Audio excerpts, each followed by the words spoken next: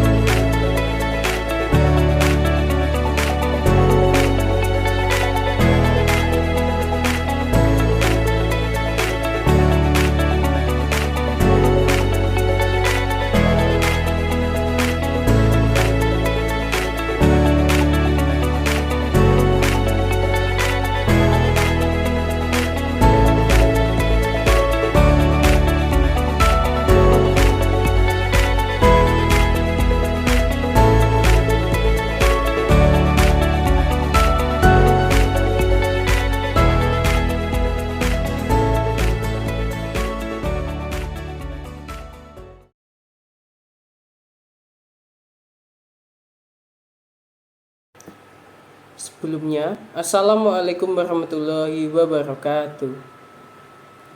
Perkenalkan, nama saya Bintaria Nugraha dengan nomor induk mahasiswa yaitu 2321520020. Mahasiswa PPG Prajabatan tahun 2023 gelombang 1 Universitas Veteran Bangun Nusantara Sukoharjo.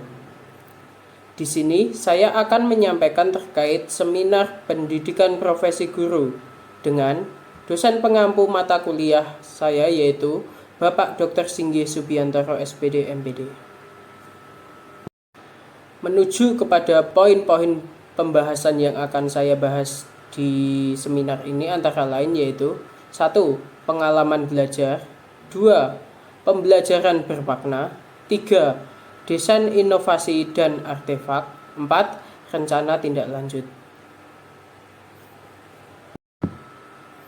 Menuju poin yang pertama yaitu pengalaman belajar. Ini merupakan pengalaman yang sangat berkesan bagi saya karena saya dapat melanjutkan pendidikan profesi guru di Universitas Veteran Bangun Nusantara Sukoharjo ini. Dalam pembelajaran PPG Prajabatan gelombang 1 tahun 2023 di Univet Bantara terdapat total keseluruhan yaitu 12 mata kuliah di bidang pendidikan PPG PGSD-nya. 12 mata kuliah tersebut terdiri dari 1. Filosofi Pendidikan Indonesia yang terdapat dalam pembelajaran PPG Prajabatan tahun 2023 ini untuk yang semester 1. Yang nomor 2 yaitu pemahaman tentang peserta didik dan pembelajarannya.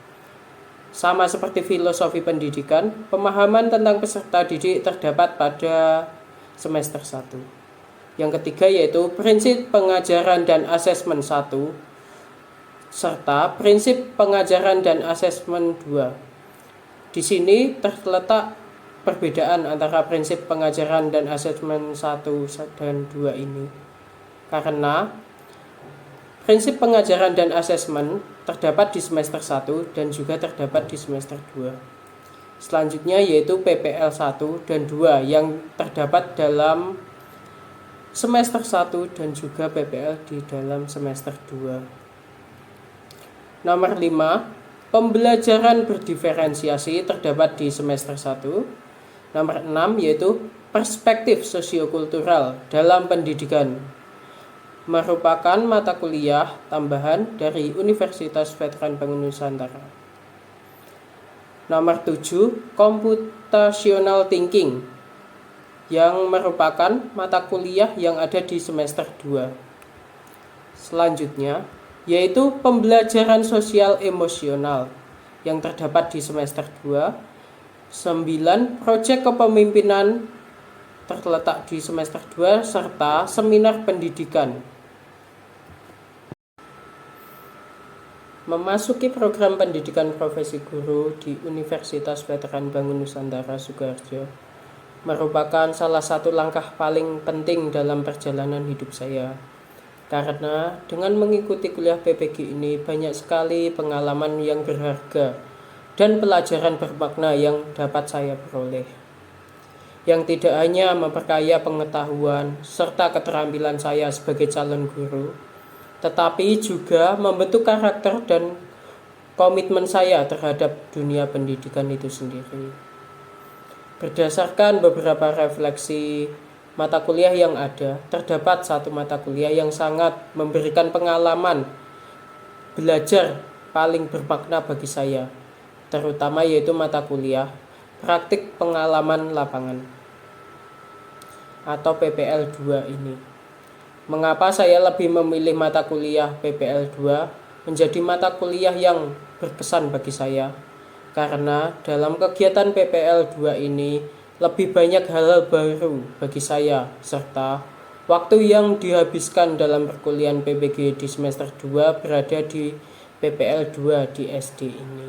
Sehingga lebih banyak waktu saya di SD daripada saya kuliah di kampusnya. Pembelajaran bermakna. Berikut merupakan beberapa pengalaman bermakna dalam PPL 2 PGSD saya. 1. Interaksi peserta didik. Dengan adanya PPL 2, saya merasa bisa memahami lebih lanjut tentang peserta didik di SD tersebut. Karena dengan di SD tersebut, saya sering bertemu dengan para peserta didik, sehingga dapat terjalin suatu hubungan yang lebih dalam lagi dengan para siswa di sana maupun dengan para guru di sana. Yang nomor 2 yaitu memberikan pembelajaran nyata. Pembelajaran nyata kepada peserta didik dengan proses pembelajaran secara mandiri. Memberikan pembelajaran nyata kepada peserta didik di sini dengan proses pembelajaran mandiri mampu membuat diri saya merasa bahwa menjadi seorang guru itu juga tidaklah mudah, karena saya harus bisa memahami karakteristik dari setiap peserta didik saya atau siswa saya, serta membuat suatu aktivitas belajar yang menyenangkan bagi siswa juga, sehingga siswa akan merasa senang dengan pembelajaran yang saya laksanakan. Yang ketiga yaitu mengembangkan perangkat serta materi ajar. Penggunaan perangkat ajar bervariasi serta pengembangan materi ajar lebih lanjut sesuai dengan kebutuhan peserta didik. Di sini yaitu penggunaan perangkat ajar yang bervariasi serta pengembangan materi ajar yang disesuaikan dengan kondisi serta lingkungan yang ada di sekolah tersebut maupun kepada peserta didik. Sehingga dalam pelaksanaan pembelajaran, peserta didik mampu memahami segala sesuatu materi yang telah disampaikan oleh guru dengan maksimal. Yang selanjutnya yaitu nomor 4, refleksi dan pengembangan diri, yaitu pengembangan pengalaman serta bentuk program kegiatan bervariasi dalam suatu kelompok tersebut. Refleksi pengembangan diri melalui pengalaman tentang menjadi guru di sekolah ternyata bukan hanya sekedar kegiatan mengajar saja, melainkan di sana sebagai seorang guru kita juga harus mampu mengelola sekolah dengan sebaik mungkin. Karena dengan lingkungan yang sehat, yang baik, maka peserta didik akan merasa senang. Sehingga dengan adanya hal-hal tersebut, peserta didik akan mampu memahami materi serta mengikuti pembelajaran dengan baik dan lancar. Berikut merupakan beberapa pengalaman bermakna bagi saya mengenai pengenalan lebih dalam, di mana di sini saya melakukan pendekatan lebih jauh lagi kepada guru serta peserta didik di dalam suatu kegiatan maupun aktivitas secara kebersamaan dalam membangun suatu hubungan yang lebih baik. Dalam membangun hubungan tersebut bukan hanya sekedar dalam pembelajaran di kelas saja, melainkan segala aktivitas yang ada di lingkungan sekolah tersebut, seperti halnya ketika kita mengikuti kegiatan-kegiatan yang ada di SD itu, seperti senam pagi, jalan sehat, ataupun kegiatan sosial lainnya. Untuk slide selanjutnya yaitu pembelajaran nyata. Melaksanakan suatu pembelajaran yang nyata bukan hanya sekedar pembelajaran semata saja.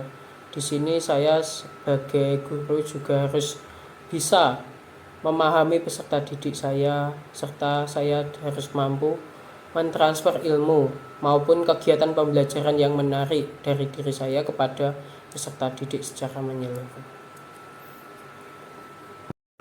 Berikutnya yaitu mengembangkan perangkat serta materi ajar yang ada.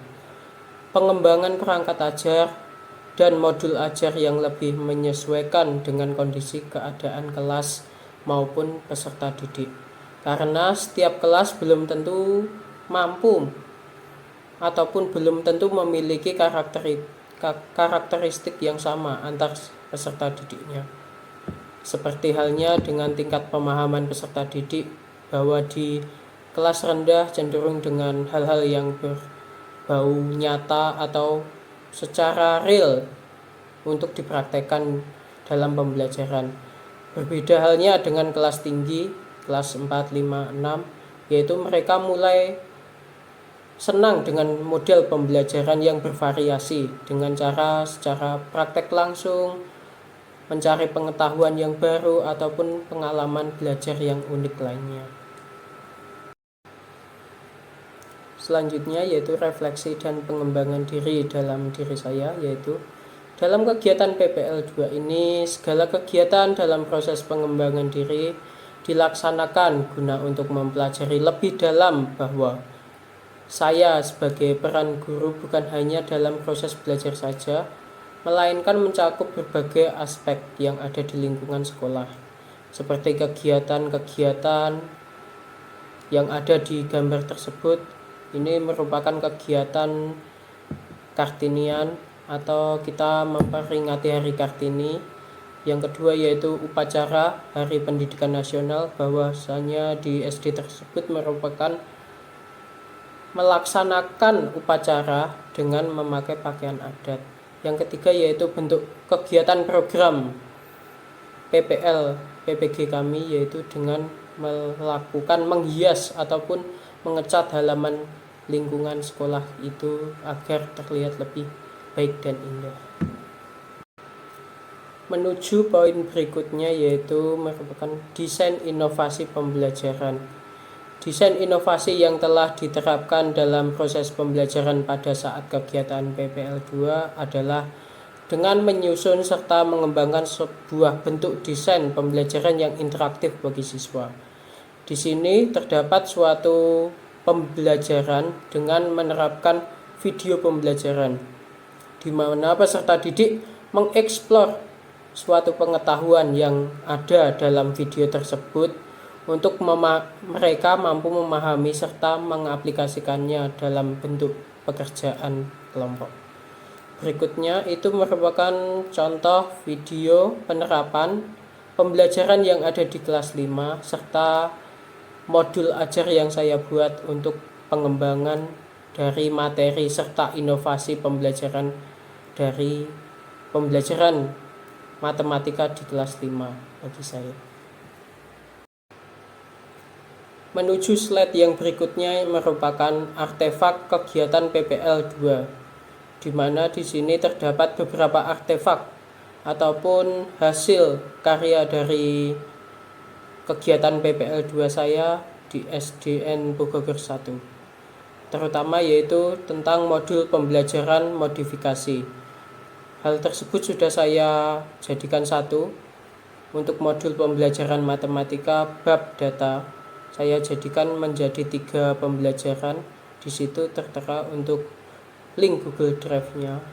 Yang kedua yaitu video pembelajaran. Video pembelajaran tentang data yang pertama, dan selanjutnya merupakan kegiatan program pengembangan diri dari saya, yaitu kegiatan program PPL merupakan kegiatan yang kita melaksanakan atau menghias halaman sekolah itu dari pagi sampai sore, dan itu merupakan kegiatan bersama-sama yang membuat saya masih berkesan dengan kegiatan yang dapat kita lakukan tersebut.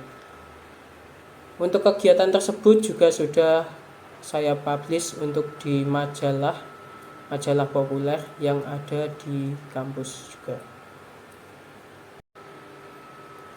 Baik, untuk selanjutnya yaitu rencana tindak lanjut.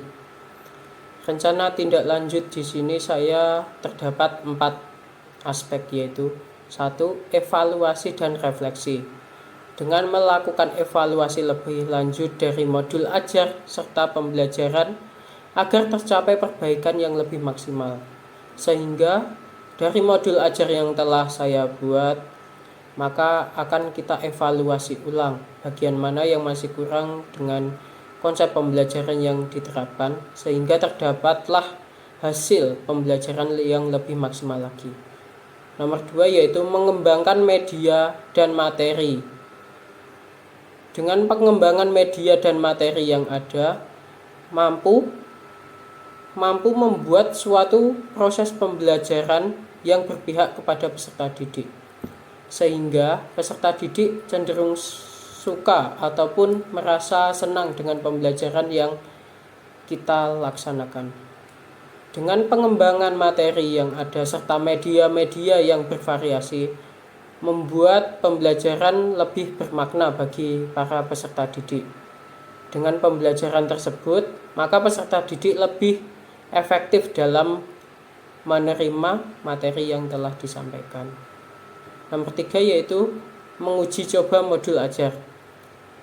Dari kegiatan 1 dan 2, setelah kita melakukan evaluasi dan refleksi serta pengembangan media serta materi yang berpihak kepada peserta didik, kita harus menguji modul agar modul ajar yang telah masuk dan dievaluasi ini mampu mengembangkan serta mampu ada perubahan yang signifikan bagi peserta didik, sehingga untuk modul ajar ini mampu lebih baik lagi.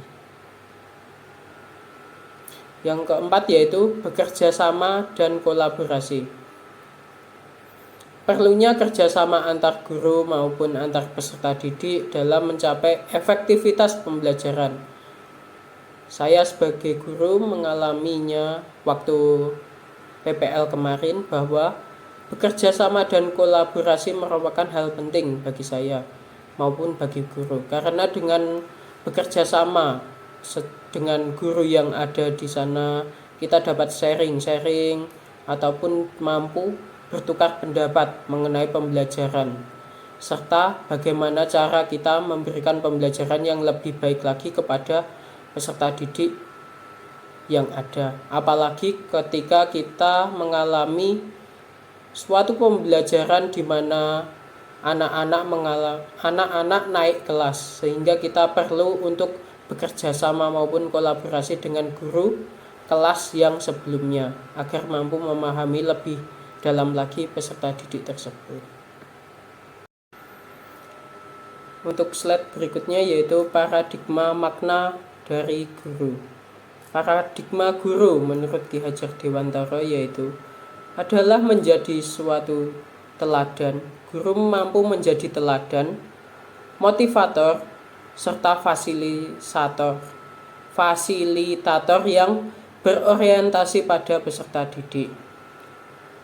Holistik, membudayakan, menyenangkan, dan terintegrasi dengan alam serta lingkungan untuk membentuk siswa yang berkarakter kuat dan mandiri. Dengan adanya paradigma makna dari guru menurut Ki Hajar Dewantara tersebut, kita sebagai calon guru harusnya mampu untuk mengembangkan potensi di dalam diri kita untuk menciptakan suatu pembelajaran yang berorientasi pada peserta didik, sehingga peserta didik cenderung termotivasi akan pembelajaran tersebut dan mampu bersikap aktif dalam suatu pembelajaran dan memiliki pemikiran yang kritis. Sekian presentasi yang dapat saya sampaikan. Kurang dan lebihnya saya mohon maaf yang sebesar-besarnya. Wabillahi taufiq wal hidayah. Wassalamualaikum warahmatullahi wabarakatuh.